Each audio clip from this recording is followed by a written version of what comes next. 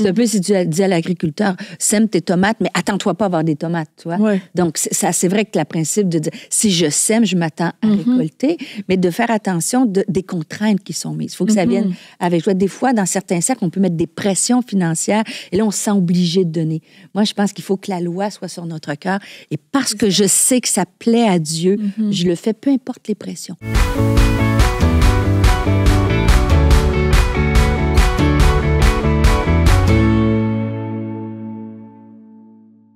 Bonjour tout le monde et bienvenue dans ce nouvel épisode d'À table avec Annabelle. Alors oui, cette semaine, nous parlons de finances. Et si vous étiez avec nous en début de semaine, eh bien, nous avons reçu un coach financier qui nous a donné pas mal de bons conseils. Peut-être que vous avez déjà commencé à mettre en pratique. Et aujourd'hui, on veut prendre le temps de regarder un petit peu plus les principes que la parole de Dieu nous donne parce que nous ne sommes pas tous des coachs financiers, mais pourtant, nous avons tous la capacité de pouvoir réussir financièrement grâce au Seigneur qui est bon avec nous, même si on n'a pas forcément toutes les aptitudes et qu'on fait partie de ce que Cédric a appelé des électrons libres. Eh bien, il y a une sagesse pour nous dans la parole de Dieu si nous voulons l'appliquer. Et je suis avec mes méthodiques ou mes électrons libres. Mais moi, je me suis affichée dès lundi électrons libres ici, moi. Toi aussi, électrons libres. Ah, mince. Bien que je suis les recettes ligne par ligne, mais dans la vie, je suis plutôt électron libre. Okay, bon, nous sommes des électrons libres, alors semblerait-il, sauf que on aime le Seigneur. Tu es électron libre aussi. Dans les finances, je dirais que oui, c'est plus un secret à la francophonie au courant que Jérémy est le méthodique des finances chez nous, clairement. Et alors, Eden, je t'en parle même pas, c'est plus un électron, c'est une bombe libre. Mais on aime le Seigneur, ceci dit. Ah oui. Et la parole de Dieu nous donne plein de recommandations, d'instructions, de conseils et de sagesse concernant les finances. Alors même si on peut avoir une tendance à ne pas une gestion naturelle de nos finances, grâce à la parole de Dieu et grâce à notre crainte de Dieu, finalement on peut quand même s'en sortir. C'est ça la bonne nouvelle. Et d'ailleurs, est-ce que vous avez commencé, est-ce que vous avez fait des petites enveloppes pour vos dépenses ? Je suis un électron libre. Il a bien dit, il a dit que pour les électrons libres, tu leur dis, mais c'est comme si tu leur suggérais des choses. Ah, ok, c'était une bonne suggestion. Oui. Bon, j'espère que chez vous, il y en a qui en ont fait. Mais il faut le faire. Il faut le faire. Ça doit être super efficace. Il faudrait le mettre en pratique. Comme la parole, il ne faut pas se contenter à l'écouter, il faut la mettre en pratique. Tu vas rentrer chez toi et ton mari leur a préparé toutes tes petites enveloppes.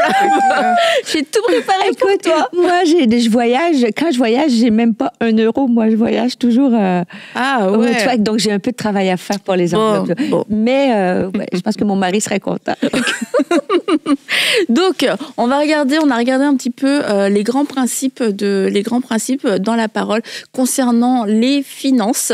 Alors, il y en a quand même pas mal. On va pas tous les faire, mais on va essayer de passer à travers quelques-uns. On peut prendre peut-être le premier, la générosité, qui est un principe concernant les finances, mais aussi une belle qualité et qui fait partie du cœur de Dieu et qui touche d'ailleurs pas que les finances.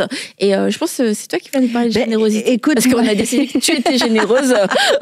La générosité, pour moi, chez nous, dans notre famille, c'est vraiment un principe fondamental, une valeur fondamentale. Dans l'Église aussi, à l'Église Nouvelle Vie, moi, j'ai vu les fruits de la générosité, d'investir, de donner aux gens dans le besoin. Et je pense que ça a été tout un bouclier de protection et en fait, que Dieu a béni l'Église Nouvelle Vie parce qu'on a vraiment investi dans une banque alimentaire, dans toutes sortes d'aides à des besoins.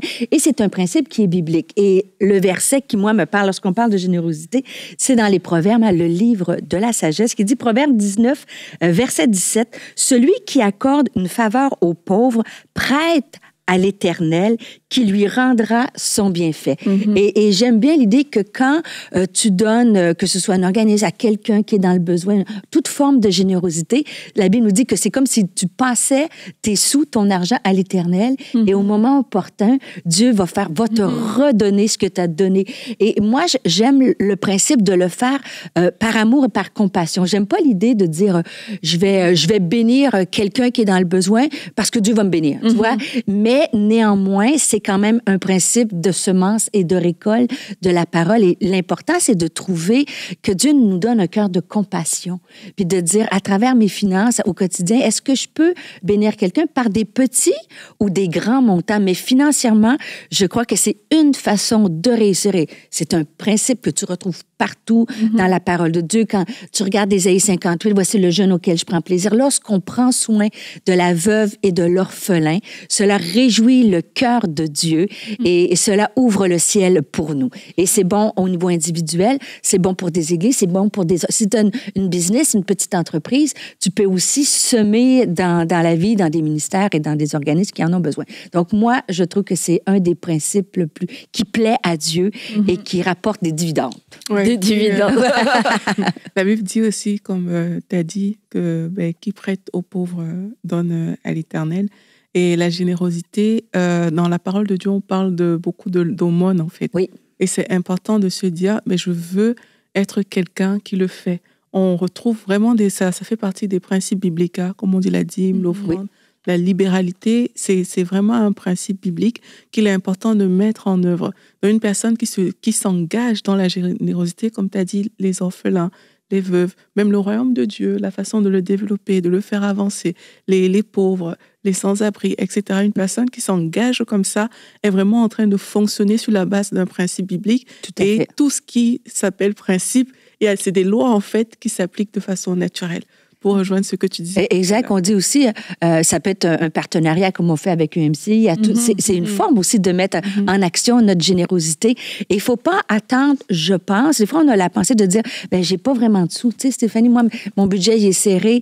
Mais c'est dans ces moments-là, je pense qu'il faut faire un pas de foi. C'est pas la quantité d'argent ou le montant que tu donnes, mais le geste devant Dieu. Souvenez-vous, hein, la femme qui a mis ses deux pièces dans le tronc, et Jésus a vu, tu sais, et c'était rien, 2 pièces, mais pour elle, c'était beaucoup. Et Jésus a vu. Des fois, on a l'impression qu'il faut attendre d'être... bien sûr, avec tous les conseils que Cédric nous a donnés, il ne faut pas s'endetter pour donner, vous voyez ce que je veux dire?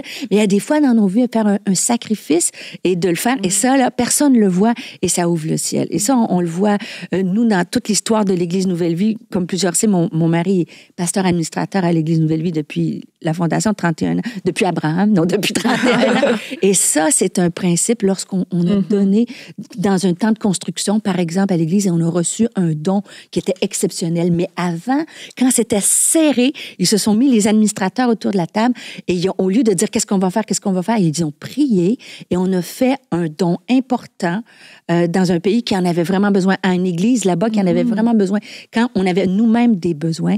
Et on a vu dans les quelques temps qui ont suivi, le ciel ouvert est vraiment un don exceptionnel. Et ça a marqué, ma vie, en tout cas à moi, de dire, quand c'est plus serré, avec sagesse, mais je le dis, Seigneur, je fais un pas de foi.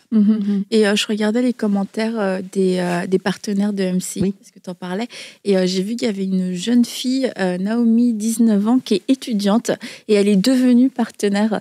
Et moi, quand je vois qu'il y a des jeunes comme ça qui deviennent partenaires, je me dis, à 19 ans, t'as pas mal de... En général, tu n'as pas tant que ça d'argent. Et puis, tu peux avoir plein de tentations de dépenser dans tout un tas de choses. On a dit les petites fuites. Les petites fuites. Et puis de voir une jeune de 19 ans qui dit moi, je deviens partenaire de MCI TV parce que je suis bénie par vos émissions, dont À table avec Annabelle. Merci, Naomi. Tu vois, pour moi, ça démontre un cœur généreux. Et je me dis, si Naomi, à 19 ans, elle a commencé à être aussi généreuse, j'imagine que tu vois dans sa vie, mais en fait il va y avoir un beau mouvement de ce que Dieu peut faire parce que il y a une certaine libéralité, il y a une liberté dans son cœur et la générosité, on l'a dit, mais ça commence dans le cœur en fait. C'est pas un montant, c'est pas juste le fait de donner, parce qu'il y a des gens ils vont donner mais ils sont pas généreux parce que ça leur fait mal au cœur de donner ou parce qu'ils te donnent beaucoup, parce que ça leur coûte rien. Et la générosité, c'est ce plaisir, c'est vraiment vivre. Il y a plus de plaisir à donner qu'à recevoir et je vais considérer ton besoin au moins égal, voire supérieur au mien. Et c'est pas quand le mien va être totalement pourvu que je vais commencer à penser à toi. C'est quand j'ai partageons. Qu'est-ce que moi, je peux te donner? Qu'est-ce que, peut-être même en surplus, qu'est-ce que moi j'ai que toi, tu peux avoir? Et moi, j'ai trouvé, quand je suis arrivée au Canada, au Québec, que il y avait une mentalité de générosité qui était beaucoup plus développée qu'en France. Mais en tout, tu vois, je trouvais que les gens étaient plus généreux, chrétiens, pas chrétiens, c'était quelque chose dans la mentalité. Et c'était pas là en train d'essayer de gratter tout le moindre petit sou. Je trouvais que les gens, ils avaient pas forcément plus d'argent, mais étaient vraiment plus généreux. Et c'est là où je me dis, c'est dans le cœur que ça commence. Dans le cœur, je me rappelle. Moi, j'aime tellement, quand je pense à ces années-là où j'étais étudiante, je venais de donner ma vie au Seigneur et j'apprenais différents principes, dont les principes sur les finances. Et je me rappelle, j'avais tellement envie de donner, mais j'avais pas l'argent. Tu parlais de la veuve tout à l'heure, mais quand j'ai dit à Dieu, je veux donner en fait, je veux donner c'était pour un ministère. Et je te dis, j'ai vu, attends, je vous raconte l'histoire. Ok, vas-y. Seigneur, l'argent que j'ai aujourd'hui me permet à peine de juste couvrir mes dépenses personnelles. Mais j'ai envie de donner et je lui disais, du coup, je ne peux pas donner parce que ça me permet de couvrir mes dépenses personnelles. Mais j'ai vraiment fait, comme la Bible dit, il donne la semence au semeur. Oui. Dès que j'ai fait cette prière en disant à Dieu que je veux donner, j'ai le cœur pour le faire, tout de suite, le même jour, on m'a appelé pour augmenter mes heures de travail. Et j'ai compris tout de suite que le surplus que je gagnerais, c'était pour donner. C'était pas quelque chose que je devais garder pour moi pour le manger. J'ai compris que ce surplus, c'était pour donner. Et mon contrat a duré beaucoup plus longtemps, avec plus de jours. Et j'ai compris en fait que parce que le cœur était là, Dieu a pourvu quelque part. Parfois, le cœur n'est pas là. On prend juste le prétexte qu'on n'a pas, comme tu disais tout à l'heure. Mais quand le cœur est là, moi, je crois que ça vient aussi avec la grâce de Dieu. C'est comme ça, d'ailleurs, qu'on voit parfois certains miracles. Parce que justement, tu as le cœur pour faire quelque chose et le Seigneur vient honorer les pas de foi que tu vas prendre par rapport à ce désir de donner aussi. Toi, je ne me rappelle plus. Je le dis. C'était quoi l'autre principe dont tu devais parler? Les semences. La loi des semences. Ça avec ça, c'est écoute, j'aime tellement... Mais j'ai un beau verset pour vous. On aime la parole de Dieu. 2 Corinthiens, chapitre 9, versets 6 à 9. Je vous lis. « Sachez-le, celui qui sème peu, moissonnera peu, et celui qui sème abondamment, moissonnera abondamment. Que chacun donne comme il l'a décidé dans son cœur, sans regret ni contrainte, car Dieu aime celui qui donne avec joie. » C'est exactement ce que tu viens de dire, Aurélie. Dieu peut vous combler de toutes ses grâces afin que vous possédiez toujours, à tout point de vue, de quoi satisfaire à tous vos besoins et que vous ayez encore en abondance pour toute autres bonnes œuvres. Comme il est écrit, il a distribué ses bienfaits, il a donné aux pauvres, sa justice subsiste à toujours. Et j'aime cette idée-là, lorsque tu sèmes, tu vas récolter, Dieu va te donner, va pourvoir de la semence. Et c'est vraiment un principe qui va aussi dans je dis la loi des semences, mais j'aime aussi dans Proverbes, chapitre 3, verset 9, ça dit « Honore l'Éternel avec tes biens et avec les prémices de tous tes produits. » Et c'est un principe de dîme, on en reparlera peut-être plus tard. Mais lorsque tu donnes, ça dit « Alors tes greniers seront abondamment remplis et tes cuves déborderont à nouveau. » Et ça, même si moi, je suis une cartésienne, les mathématiques de Dieu, c'est différent des nôtres. Quand je donne, au lieu de perdre, je gagne. Quand j'honore l'Éternel avec mes biens, et c'est un peu ça le principe des semences, plus tu sèmes, à un moment donné, la semence prend forme et va pourvoir à tes besoins. Et ça, j'y crois, c'est vraiment le principe de semences et de récolte. Mais des fois, on se dit, je suis pas béni, Dieu pourvoit pas, mais on garde tout en nous, tu sais, on est comme, puis on essaye de faire par nous-mêmes, mais je pense qu'il arrive un moment dans la vie chrétienne où tu dis, je vais l'essayer, voir, je mets un peu Dieu à l'épreuve, parce que sa parole, elle est fidèle.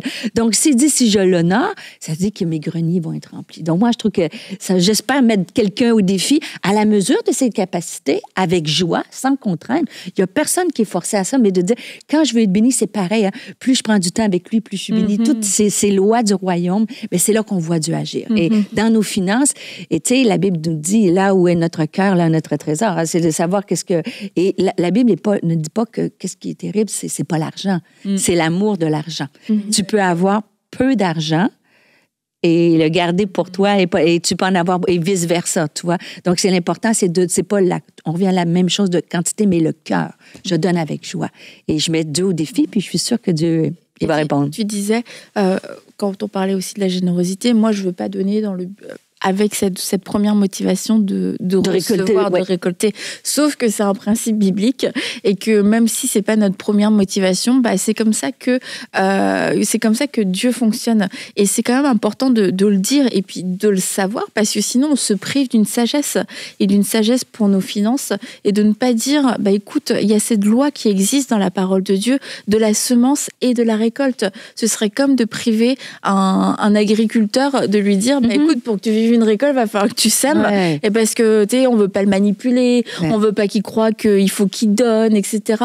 Mais en fait, c'est comme ça que la nature fonctionne, la nature que Dieu a créée.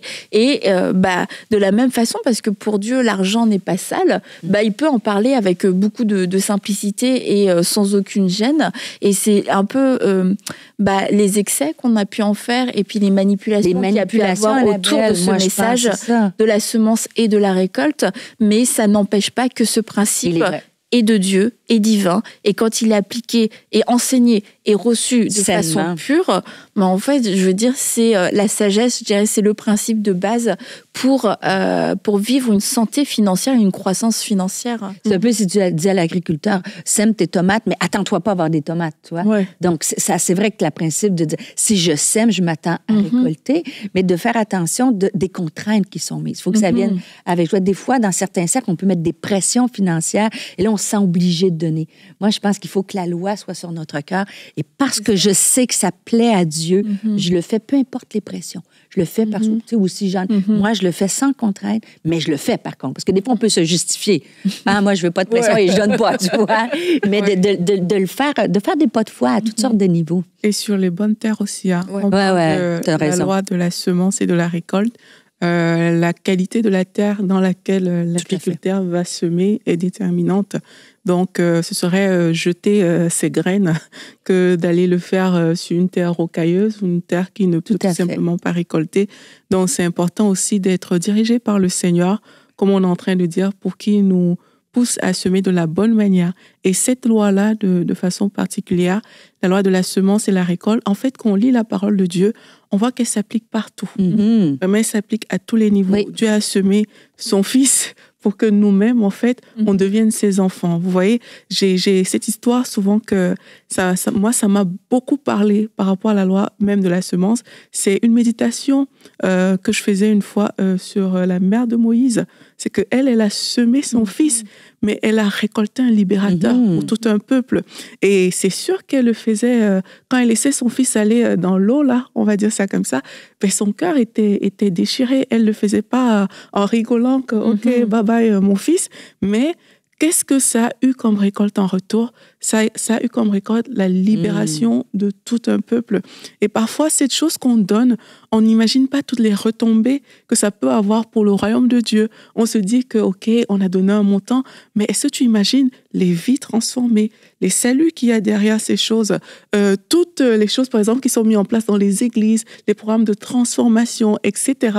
Pour toi, ça peut sembler banal parce que ce n'est que de l'argent, mais derrière, il y a des vies qui sont transformées. Derrière, le royaume de Dieu est en train de s'étendre. Derrière, il y a les couples qui sont relevés. Derrière, il y a des familles qui sont transformées. Et tout ça, en fait, ça contribue à la vie chrétienne.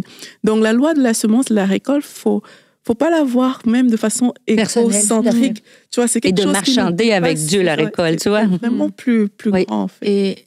Et le premier cœur à examiner, au final, c'est mon cœur à moi.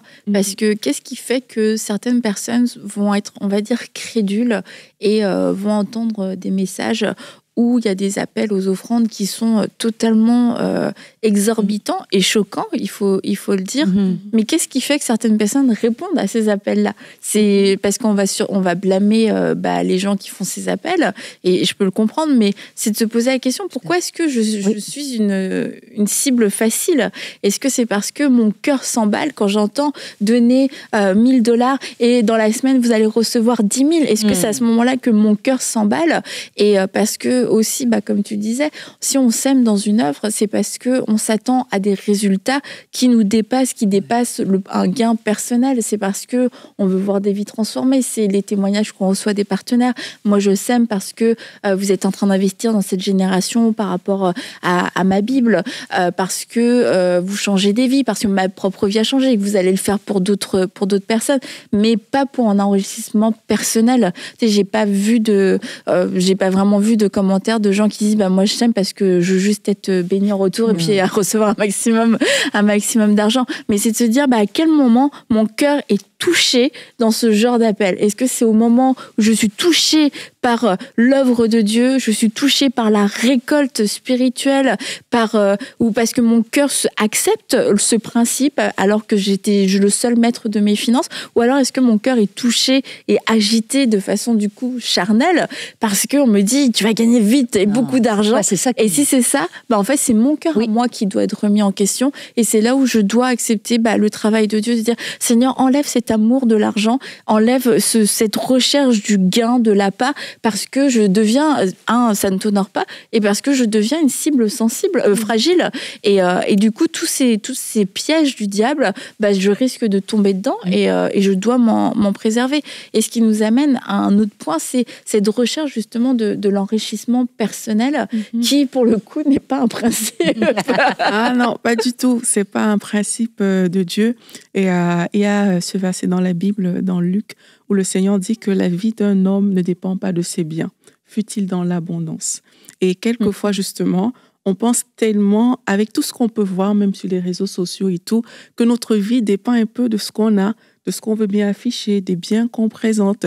Et quelqu'un va se définir sur la base de ce qu'il a. Il va se définir sur la base de ce qu'il possède. Et ça va entraîner beaucoup de gens à des mauvaises poursuites, à poursuivre de l'argent, au lieu tout simplement de vivre pour Dieu. Et dans le cas de la parabole que le Seigneur a donnée avant de dire que la vie d'un homme ne dépend pas de ses biens, c'est quelqu'un qui voulait jouir de ses récoltes, de tout ce qu'il avait. En fait, il a positionné les biens à un niveau tellement élevé au point où il en a oublié que, en fait, c'est Dieu qui est le maître de nos vies. Donc, toutes les personnes qui ont positionné leurs biens au-dessus, mais elles ont cette tendance à courir vers l'enrichissement personnel. Et aujourd'hui, si tu peux te poser la question, après quoi je cours, en fait? Ouais. Et tu vas réaliser que c'est vrai qu'en fait, on se réveille pour travailler, on a un salaire, on va faire ci, on va faire ça. À la fin, on reçoit quelque chose. Mais oui, tu en as besoin pour vivre, mais qu'est-ce qui brûle dans ton cœur? Est-ce que c'est vraiment ce désir de posséder? Est-ce que c'est vraiment cet enrichissement personnel? Ou alors, ce qui brûle dans ton cœur, c'est le désir d'honorer Dieu.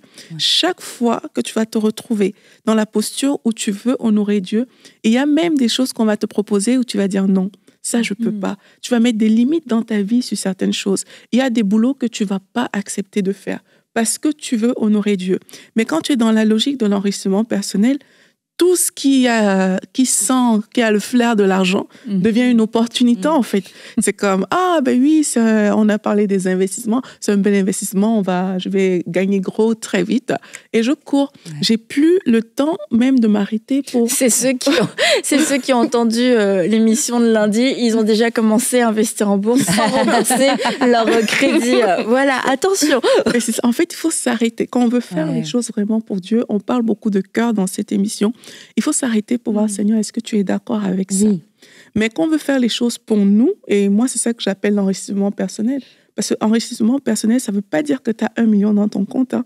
Parfois, tu peux être même, entre guillemets, pauvre, mais poursuivre un enrichissement personnel. Mais c'est vraiment la façon dont tu vas diriger ta vie par rapport à l'argent qui détermine si tu suis un enrichissement personnel ou pas. Même si dans ton compte bancaire est maigre, tu vois, tu peux être sur ce chemin-là. J'ai tellement une anecdote pour vous autres là-dessus. On aime tes anecdotes. Oui, mais quand tu dis, est-ce que Dieu est d'accord avec ça? Ça reste entre nous. Oui, ça reste entre nous, les filles. Mais est-ce que Dieu est d'accord avec ça dans toutes sortes de situations de notre vie? Et nous, il y avait, je m'en confesse, on avait une de nos premières maisons, on a voulu déménager, mon mari et moi. moi. Moi, je voulais changer de maison. Soyons honnêtes. Et là, mon mari a dit, bon, on en avait vu une, puis on a prié ensemble, on a dit, est-ce que Seigneur, tu sais, quand on dit demande, est-ce que Dieu, c'est ta volonté, qu'on fasse cette transaction-là, qu'on change de maison? Et là, mon mari, qui est très responsable, lui qui est le méthodique, il a dit, on va mettre la maison à vendre, et si Dieu permet qu'elle soit vendue en l'espace, un truc de fou, là. Il avait mis 10 jours, genre, pas d'agent d'immeuble. Nous, on habitait une rue où que personne passait, donc on avait une petite, tu sais, avec le numéro de téléphone. Mais je me dis, franchement, c'est difficile. Mais j'ai dit, il y avait Internet à l'époque? Même après, un peu. À l'époque, oui, mais à peine. Tu sais, c'était pas comme... Fait que bref, et là, j'ai dit, OK, si, Luc, tu mets...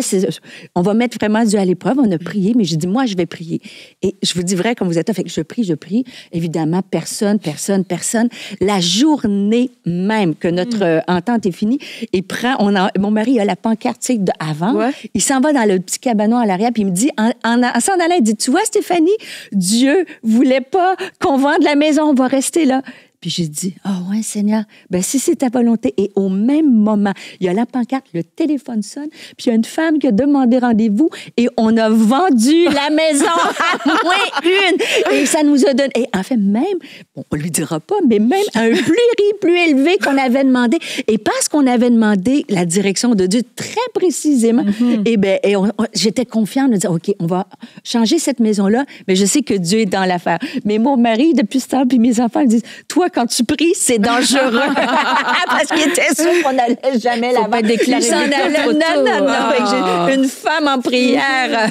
Des fois, on a des désirs, mais quand ça m'a fait... je dis, Seigneur, que ta volonté, et ça m'a juste sécurisé de dire, ben oui, Stéphanie, Dieu est avec toi dans ce changement-là. Donc, mettre Dieu dans toutes ces décisions-là financières, de donner aussi avant de prendre un engagement financier. Oui, c'est trop important, surtout que... On dit souvent que si tu veux connaître le cœur d'une personne, donne-lui de l'argent, beaucoup d'argent, et tu vas voir ce qui en ressort. Et parfois, t'as envie que quelqu'un essaye de découvrir ton cœur. Pourquoi pas? Mais en fait, c'est quand même quelque chose qui est interpellant, parce que effectivement, quand on n'a pas beaucoup, on va se retrouver peut-être en train de plus prier, plus demander à Dieu, etc. Et on va se dire, mais non, moi je dépends de Dieu parce que voilà. Mais c'est pour ça que je dis, il faut faire attention.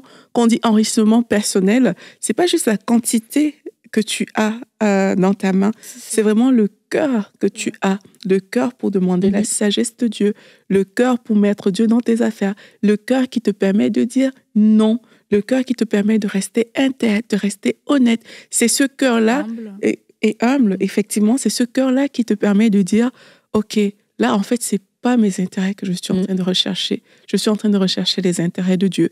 Et si Dieu me dit non, n'y va pas, je suis aussi prête à ne pas y aller. Je suis prête à ne pas prendre ce boulot. Je suis prête aussi à ne pas juste me mettre devant mes biens comme ce monsieur. Et ça devient comme ce qui me définit, ce qui m'habille. Tu vois, c'est dès l'instant où on se détourne de Dieu et que les biens deviennent quelque chose qui nous définit, quelque chose qui prend tant d'importance au point où notre valeur y est rattachée, là, on tombe dans l'enrichissement personnel. Et aussi un point, c'est dans notre relation avec Dieu, de le laisser nous parler, parce que quand on parle de riche et d'enrichissement personnel, je veux dire, c'est relatif à chacun. Oui. Hein. Il y a des gens pour qui tu vas être très riche et pour qui tu es limite dans le manque. Donc, on a tous des perspectives et des systèmes de valeurs un peu différents. Et comme on le disait, ça touche d'abord le cœur. Et c'est pas un montant d'argent, parce que moi, je connais des gens qui, en tout cas, je crois, ont beaucoup d'argent, mais ce sont des gens qui, selon moi, sont riches, mais ils ne sont pas attachés à leur argent. Ils ne sont pas attachés à cette richesse, et ils ont une liberté dans leur pensée par rapport à l'argent que je trouve hyper inspirante, en fait, parce qu'ils en ont beaucoup. mais tu vois que leur vie ne tourne pas du tout autour de l'argent et que même dans leur façon de vivre, ce sont des gens qui quelquefois se sont mis des limites. C'est pas parce qu'ils peuvent pas se l'offrir, c'est parce qu'ils se disent c'est pas nécessaire, c'est superficiel ou c'est un excès. Parce que je sens, tu vois, que c'est pas une bonne chose, ce serait pas une bonne chose pour mon âme. Ils sont pas dans une privation parce que c'est des gens aussi qui vont vivre à l'aise, ils peuvent se faire plaisir, mais ils sont pas dans des excès et ils ont aussi une intelligence financière. Et tu sais, quelquefois, tu vois des gens, ils ont plus d'argent que toi, tu te dis, moi, si j'avais cet argent-là, je ferais ça. Et ils ont l'air souvent plus simples. Oui, et puis eux, tu sais, ils vont dire, ah non, moi, je prends pas ça. En fait, c'est pour ça que t'en es là aujourd'hui, toi. C'est parce que t'as dit non à ça. Et du coup, quand tu vois ce rapport qui est très sain vis-à-vis de l'argent, sain dans les deux sens, ça t'enseigne toi aussi à te dire, moi qui ai moins, finalement, mon rapport à l'argent est peut-être moins bon et j'ai quelque chose à apprendre. Et ça me montre que c'est pas parce que quand j'en aurai beaucoup plus que je pourrais être libre de toute réflexion financière qui n'est pas forcément appropriée ou que je me dis, je peux tout me payer, donc je suis pas obligée de tout me payer. Non, vraiment, c'est des gens qui aiment d'abord le Seigneur et puis qui ont soumis leur volonté, soumis leur intelligence et soumis leurs finances à la volonté de Dieu. Et du coup, ils vivent dans cette sagesse que Dieu leur a donnée par rapport aux finances. Et tu les vois, souvent, c'est des gens qui peuvent être très généreux, mais qui dépensent pas non plus à tout va, partout, sous prétexte que tu me fais part d'un besoin. Ah tiens, je te le paye. Ah tiens, je te le paye. Non, c'est des gens, ils réfléchissent. Est-ce que c'est intelligent? Est-ce que c'est sage? Est-ce que c'est inspiré? Et moi, je trouve que ça m'enseigne beaucoup de pouvoir côtoyer ces personnes-là parce que ça me donne un regard supérieur sur la gestion. Mais tu sais, notre rapport à l'argent est beaucoup... tout est toujours relié à notre passé, mais tu sais, si tu as été élevé dans une famille où il y avait des manques, tu sais, manque des sous, donc peut-être que ton rapport à l'argent, c'est je vais en emmagasiner parce que j'ai peur de manquer à nouveau, tu sais.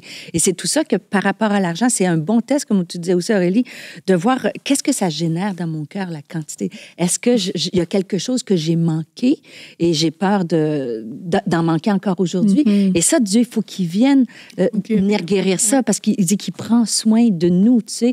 Il prend soin des lys, il prend soin des oiseaux. Donc, de toujours ramener, peut-être par rapport, si je viens d'un milieu à l'aise où, justement, l'argent, elle avait moins de valeur puisqu'elle est tombée un peu du ciel. Tu vois, tu viens d'une famille hyper à l'aise, donc tu peux dépenser comme ça sans compter que c'est précieux, là, ce que Dieu t'a donné et l'inverse. Donc, c'est de regarder peut-être dans une émission comme ça, de dire, c'est quoi mon rapport avec l'argent, tu sais. Et ça, je reviens avec Cédric, les fuites nous parlent, ou est-ce que tu vois, beaucoup. Les fuites, de dire, est-ce que je m'analyse, puis je suis sage, je gère bien mes choses, et sinon, est-ce que j'ai quelque chose que Dieu doit guérir par rapport au manque? Parce que pour avoir connu des gens qui ont manqué dans leur jeunesse, ça crée des fois un rapport difficile avec l'argent. Des fois, tu veux prendre une revanche aussi. Un peu. Ouais. Il y a tout. Soit que tu veux trop emmagasiner, ou soit justement, tu veux... Beaucoup de gens qui ont manqué vont dépenser peut-être des fois des choses que tu dis, c'est pas nécessaire, tu vois, mais et donc, c'est bon peut-être de s'arrêter une émission comme celle-ci, de dire, c'est quoi mon rapport avec l'argent? Tu sais, je me suis peut-être pas arrêtée, mais est-ce que mon passé, est-ce qu'il me suit encore dans ce domaine-là? Parce que surtout l'argent, on n'en parle pas beaucoup d'endroits où c'est tabou, l'argent, tu vois. Oui, c'est important, mais ça m'amène aussi à un des principes qui est la foi, tout ce qu'on est en train de dire, parce qu'il faut aussi avoir confiance assez en Dieu. Vraiment. Pour savoir que Dieu, il prend soin de nous. Comme tu l'as dit, il nourrit les lys des champs, les oiseaux du ciel. À combien plus forte raison, nous, et il nous demande de ne pas nous inquiéter, en fait. Et c'est important de se dire que Dieu, il prend soin de moi. Je sais pas, c'est une vérité qui doit être tellement ancrée à l'intérieur de nous que Dieu, il prend soin. Et même si ça semble difficile, même si ça semble compliqué, mais il y a des grâces qui sont disponibles. Parfois, on entend des témoignages comme Audrey Mack, qui raconte souvent son témoignage où elle est allée dans une église, elle n'avait rien, et le même jour, on a fait une offrande et on lui a donné, par exemple. Et il y a en tout cas, Dieu agit aussi de cette manière-là, et il faut lui faire confiance pour ça.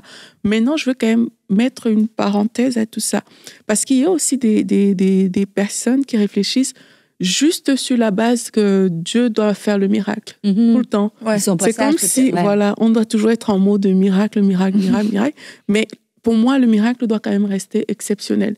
dans la mesure où on est appelé à travailler pour vivre. C'est ce que la Bible nous dit de faire. La Bible nous encourage à la diligence. Donc, on est vraiment appelé à travailler, à gagner cet argent qui va nous permettre de vivre.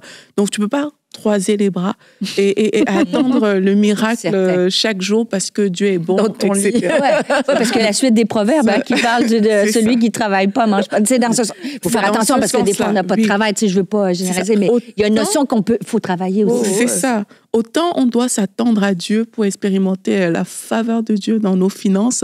Même tu peux prier ces choses, le déclarer parce que ça fait partie des bénédictions du Seigneur. Autant tu dois t'attendre à Dieu pour cette faveur-là, mais autant tu dois avoir la sagesse, accueillir aussi la sagesse divine sur les finances, comme on a vu lundi, qui consiste à mettre en place des choses pratiques dans ta vie pour y arriver. Mais des fois, nous, on a expérimenté au début, mon mari et moi, quand on s'est mariés, vraiment avec des petits budgets. Mais on mettait les principes du royaume en action. Même si on était sage, on travaillait les deux. Et on était arrivés, ça fait quand même plusieurs années, là, mais il y avait, dans le frigo, quand il reste la moutarde et la mayonnaise, il restait rien. Et personne ne le savait, là, dans notre église, personne ne savait. Et on s'est levé un matin, puis il y avait 2 sacs d'épicerie qui étaient là, tu vois. Donc, Dieu, il prend soin de nous. Quand tu dis qu'on a été de sages, mais il peut arriver des moments de disette dans la vie. Et c'est important de voir que Dieu prend soin de nous, mais aussi de savoir que quand on est à l'écoute de Dieu, Dieu peut nous utiliser dans la vie. Une fois que nous, on a vécu ça, c'est sûr qu'on a été tellement bénis qu'on a voulu le faire pour d'autres personnes qui avaient besoin. Donc, c'est beau le royaume. Quand chacun, que ce soit dans une position de recevoir ou donner, on met les principes du royaume en action. Et par rapport à la foi, aussi savoir présenter à Dieu ce qu'on a, parce que des fois, on ne se rend pas compte qu'on a quelque chose parce que c'est tellement peu que ce n'est pas suffisant pour vivre. Ceci dit, quand Dieu le touche, ça devient suffisant parce que Dieu ne fait pas qu'ajouter, Dieu aussi multiplie.